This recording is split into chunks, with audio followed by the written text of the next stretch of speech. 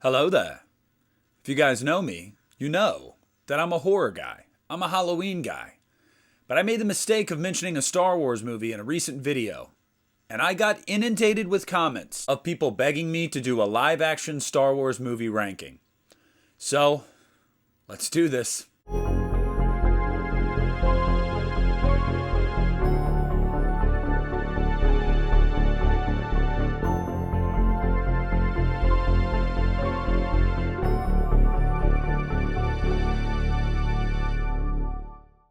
Hey, what is up, everybody? This is Nick from the Lost River Drive-In, and if you don't know this about me, you should know, I don't just like horror movies. I love a ton of movies. And a series that I grew up on, that most of us grew up on, was Star Wars. I feel like it's one of those sci-fi action series that has crossed into the horror fandom. Like, a lot of horror fans really like this series as well. So, of course, when I mentioned The Last Jedi in a video I did like 2 weeks ago, I got a lot of comments. People really wanted to see me do a live-action Star Wars movie ranking. Now, I'm going to go into this by saying this is just my personal opinion based off of how much I rewatched them, what I thought of them when I first saw them, what I think of them now. This is obviously not a list that is the list that you should take to the bank and say, this is how you should rank the Star Wars films. However, I also understand that this fan base can be incredibly passionate. We'll put it that way. So, I'm sure I'm going to start some arguments in the comment section, but that's fine. This is my ranking. It doesn't have to be yours. So starting off at number 11, my least favorite live-action Star Wars film, and I should say this is the Skywalker saga and then the two spin-offs that have been released into theaters up to this point. My least favorite live-action Star Wars film has got to be, by a hair, Solo. Now, it is not that this movie is bad. I just felt it was totally unnecessary. I saw Solo one time. I waited till it hit streaming because I was like a lot of people when this was coming out. I had no interest in it. I didn't need an origin story for Han Solo. I didn't feel like it was going to answer any questions that I had. I knew Han Solo's backstory. I mean, you watch the movies, you know Han Solo's backstory. I just didn't need it. And the movie just meanders. You know, it's a lot of getting from A to B, but we already knew what B was. So why are we even watching it at this point? The only redeeming quality I'll say about this movie is that the twist there at the end, the reveal with Darth Maul, was really cool, but if you knew anything about the lore, you knew that Darth Maul wasn't dead anyway, but it was cool to see them acknowledge that in a live-action film. Do I think this is the worst? Objectively speaking, no. But based off of rewatchability, this is the bottom of the barrel, because I don't know if I'll ever watch this movie again. You know, there's some good performances in here and some good action sequences, but like I said, overall, it is a complete and utter waste of time. Coming in at number 10 is going to be one that might ruffle some feathers, and that is Star Wars Episode 2, Attack of the Clones. Look, a lot of people talk about this movie because they love the fight with Count Dooku. They love that for the first time we got to see Yoda with a lightsaber, and they love the battle on Geonosis. I do too. Unfortunately, it's 15 minutes of an over 2-hour-long movie.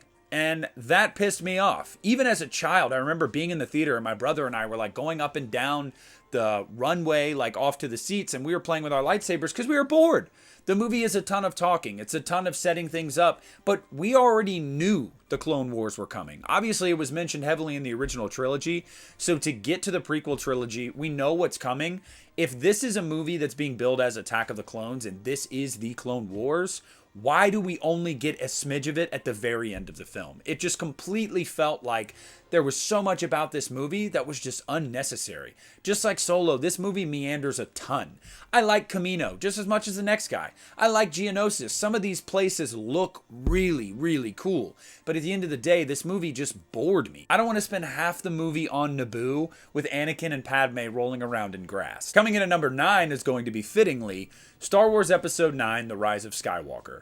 Now, I will say from this point forward, I like all of these movies to a certain degree for certain things. And The Rise of Skywalker is actually one that was probably a smidge higher when I first saw it. But as years have gone on, it's definitely settled to where it's at. And I don't think it's going to move from here.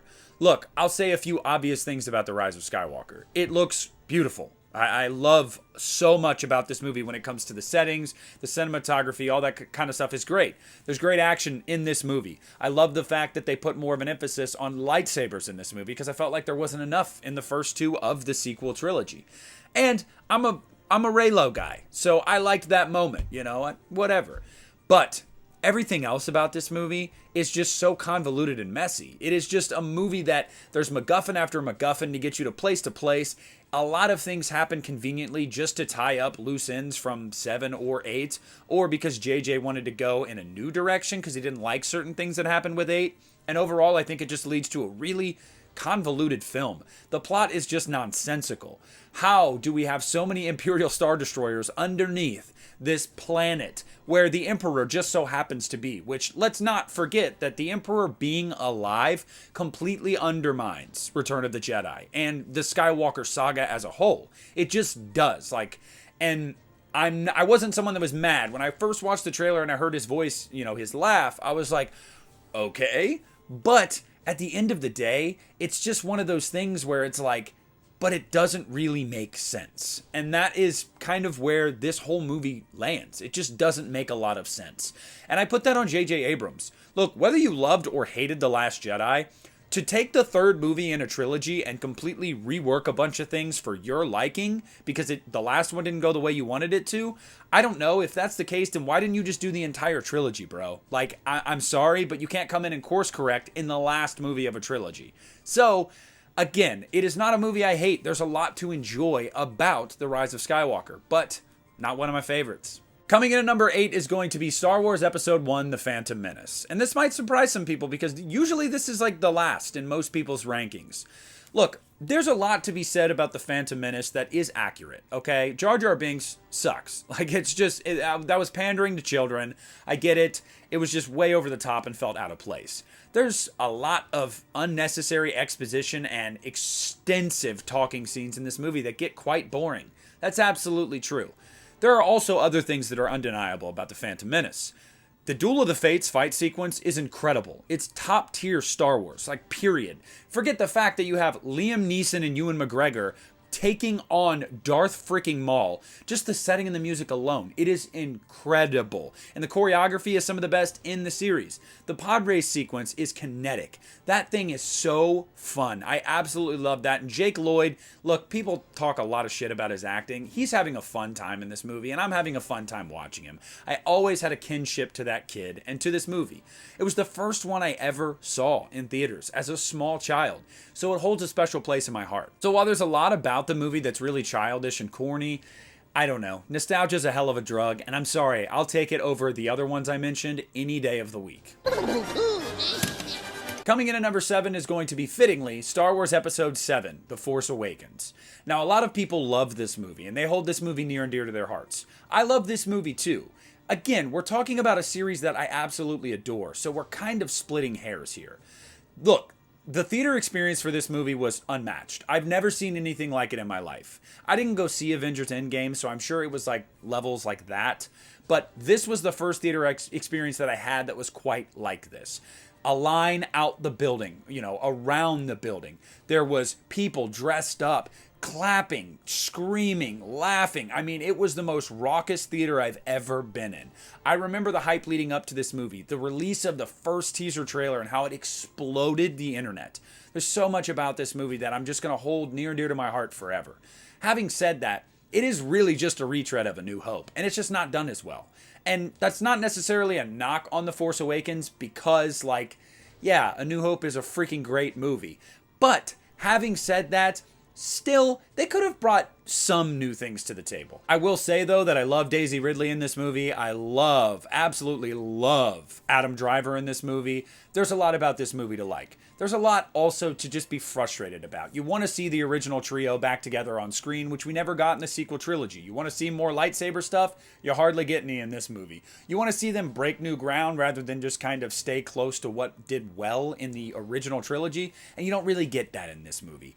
But at the end of the day, it is a fun time with good characters, and it set up a promising start to a new trilogy. Now, I swear to God, I did not pre-plan this, but whatever. Coming in at number 6 is going to be Star Wars Episode 6, Return of the Jedi. Now, most people, I know there's going to be someone that disagrees, but most people would say, yeah, this is probably the weakest of the original trilogy. There's a lot of meandering in this movie, and that's a problem sometimes with George Lucas that I have noticed. When he feels like there isn't enough story to tell, he'll stretch it out with a lot of unnecessary exposition and scenes that really don't go anywhere to meet like a 2-hour runtime. There's a movie later on in the series we'll get to that is the antithesis of that, and I love it for that. But Return of the Jedi is one of those movies that, look, the back half of this movie and the stuff in Jabba's palace is incredible.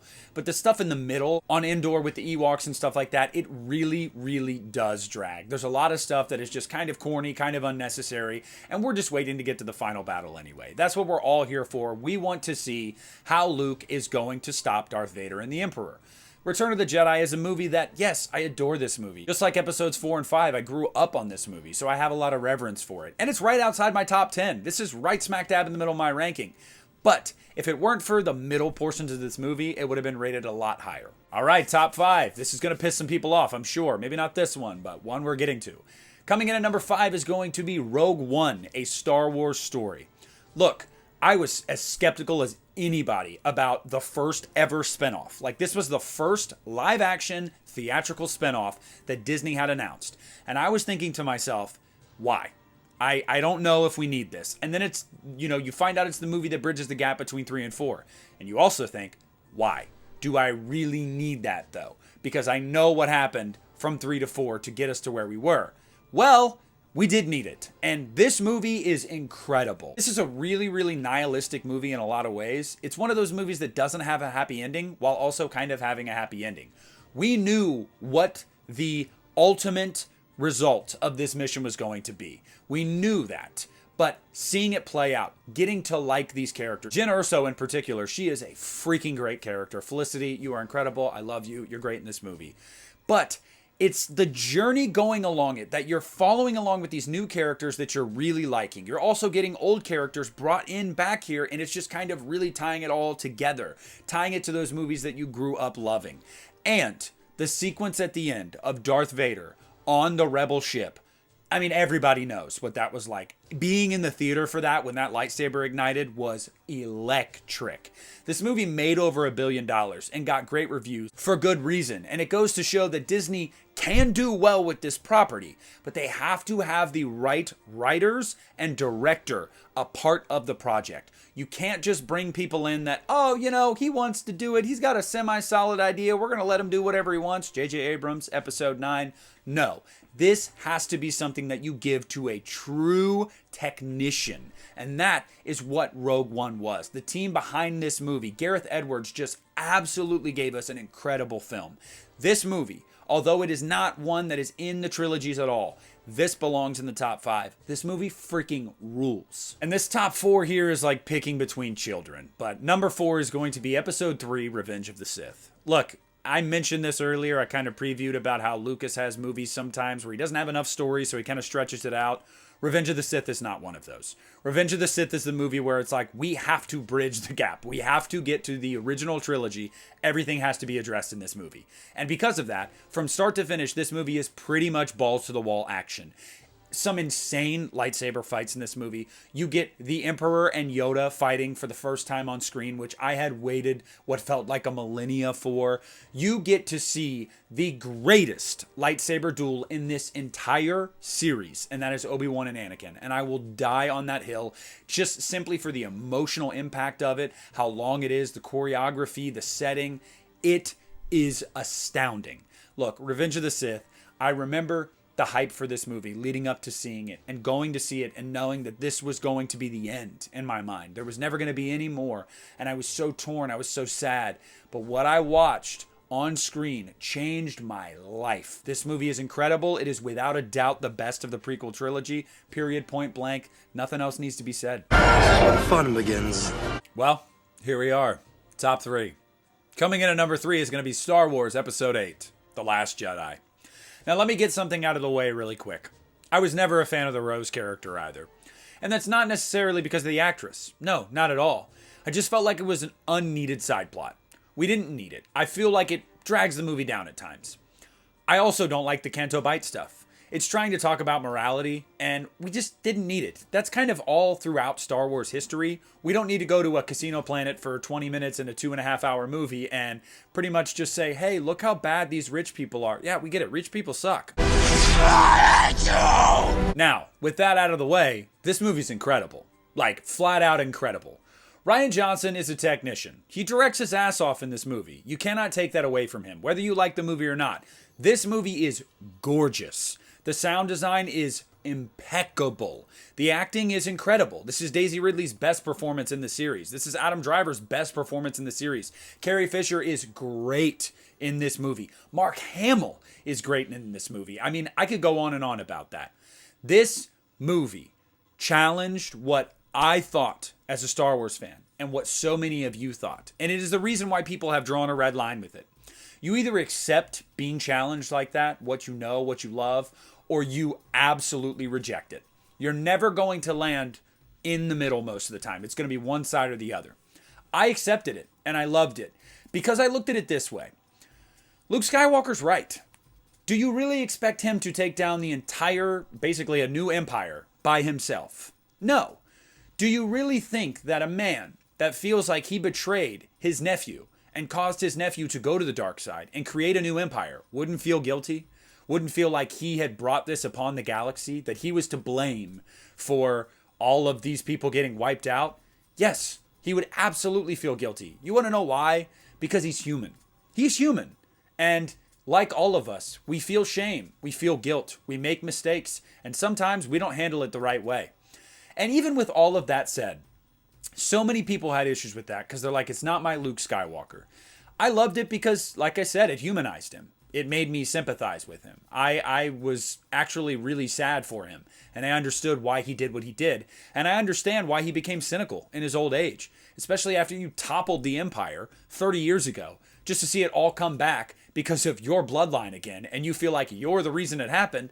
Yeah, cynicism is definitely understood here. But even with all of that, at the end of the day, he still shows up when it matters most, buys them enough time to keep the resistance alive. And that's one thing I never understood. If you hated Luke's plight in this movie, it's not like he didn't eventually come to his senses and do whatever he could to try to help. He did.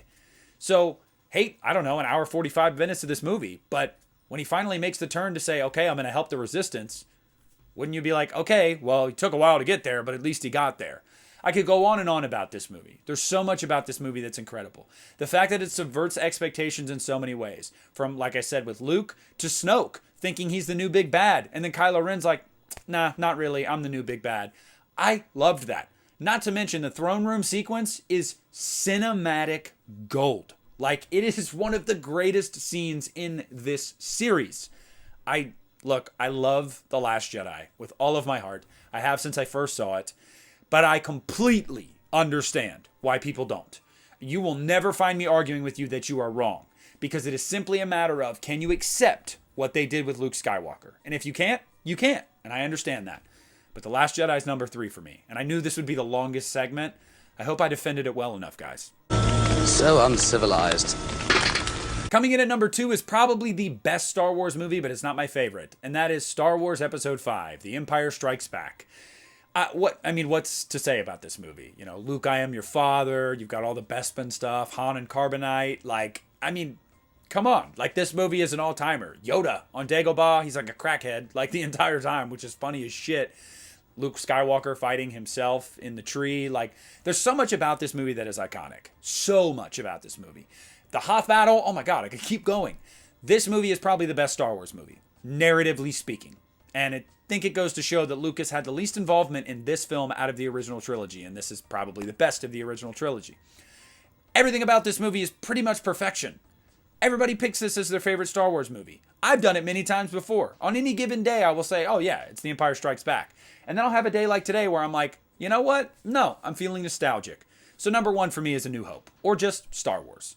Look, I would never make the case that this is technically the best film, because I do think that everything that could have used improvement from this movie was improved upon in Empire. I really do feel that way. Just technically speaking, the technology just a couple years in the future was just enough advanced to kind of touch up some of the rough edges about Episode 4.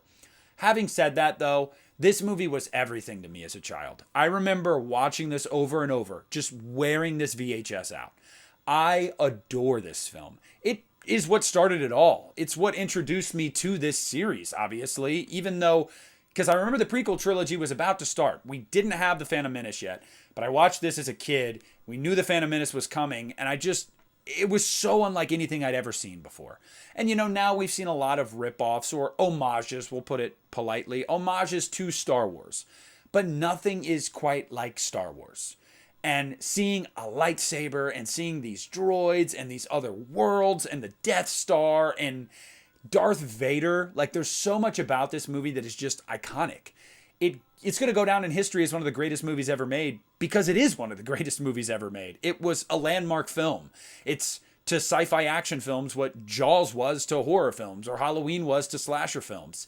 That is what Star Wars is. I mean, what else can you say? Call it A New Hope, call it Episode 4, call it Star Wars. I don't care what you call it. It's my favorite of all the Star Wars movies. Do it. And that's going to do it for my ranking of the live action Star Wars films. I want to hear what you guys have to say down below in the comment section. Look, I know this video is not going to explode because YouTube, they have boxed me in. I am a horror guy. But I listen to my audience above anything else. I will listen to you before I listen to an algorithm. You guys know that. I've said that 1,000 times. I have to take chances on my channel if I want this channel to truly reflect who I am as a person. And Star Wars is really, really important to me as a person. So this video was for you guys, but it was also to illuminate me more to you. So I hope you guys enjoyed it. I hope you can keep the conversation in the comment section respectable, but if not, I'll just throw you a heart and keep on with my day. I want to hear your guys' rankings down below. I want to hear how you feel about some of these controversial films and some of my controversial takes. Comment down below, leave a like on the video, subscribe to the channel if you haven't already. This is Nick of the Lost River Drive-In, and I am pulling out.